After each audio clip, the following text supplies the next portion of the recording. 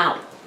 This is part 2 of our reading of Something Deeperism is the General Worldview That, which is the title of an essay which can be found in Diary of an Adamant Lover, which was published in 2023 in the summer or the fall. Oh, I think it was revised in the winter. Anyway, so the first part we very carefully pointed out that we can only be meaningful to ourselves insofar as our feeling, thinking, and acting is founded upon a pure love that chooses everyone. Otherwise, everything just tastes like soap in our mouths.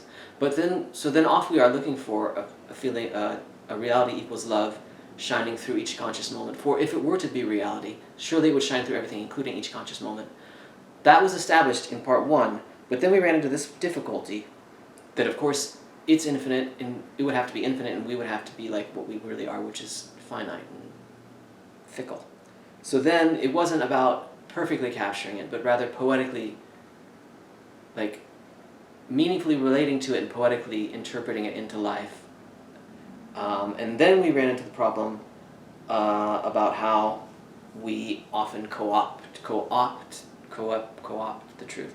So that brings us to section 10-C-1-A, which is, we have an unfortunate tendency to co-opt pure love and try to make it all about us, and or to look away from pure love altogether and try to believe in, intellectually and or emotionally, a reality where our notions are the truth. Translating reality equals love into life involves diminishing the self-confusion / manipulations between reality equals love and our own feeling, thinking, acting. Between the reality equals love shining through each conscious moment and our own feeling, thinking, acting, which is supposed to be relating meaningfully to that. Step 11, or number 11.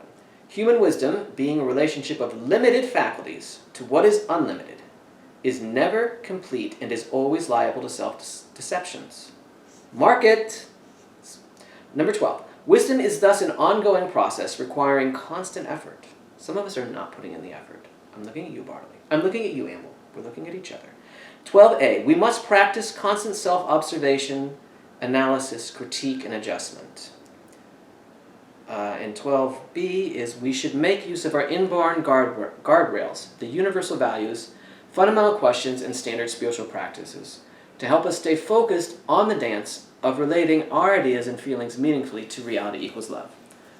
Now comes a long note. It is because of this long note that we had to split this essay reading into 2 pieces. It is such a long note. It goes like this. Note.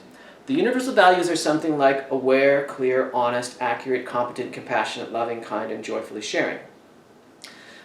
The fundamental questions are something like what is going on? What is preferable? Where should I bestow and seek love? And how can I flow with what is going on towards what is preferable, particularly as regards love? The universal values and fundamental questions are seeking absolute, not relative direction. Deep inside, we are not working to figure out what we think, best guess, or wish might be going on, but what is really, capital R, going on.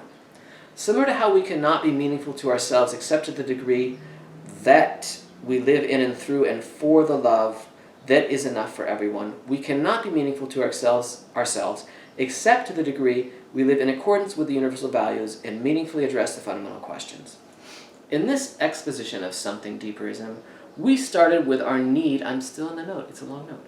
We started with our need, in this exposition of Something Deeperism, we started with our need for a meaningful relationship with pure love, rather than our need to live in accordance with the universal values or our need to address the fundamental questions.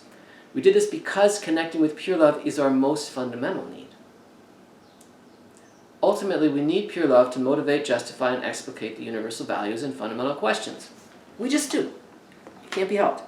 But the universal values and fundamental questions are still an important tool to keep us honest in our quest to better and better organize ourselves around pure love.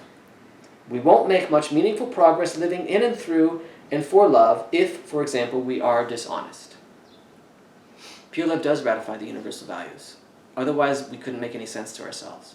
So we have to find a pure love that ratifies the universal values and then work with the universal values and pure love to stay within the bounds of pure love and the universal values. It's an inward process, but it also has outward components.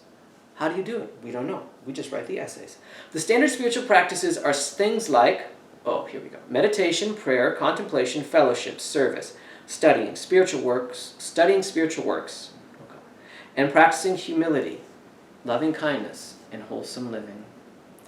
These standard spiritual practices presuppose, or at least to some degree presuppose, and to some degree wager upon, reality equals love. That's the end of the note. And then at the end of this essay entitled Something Deeperism is the General Worldview That, we say, summing up in our minds the essay that we just written and then shared.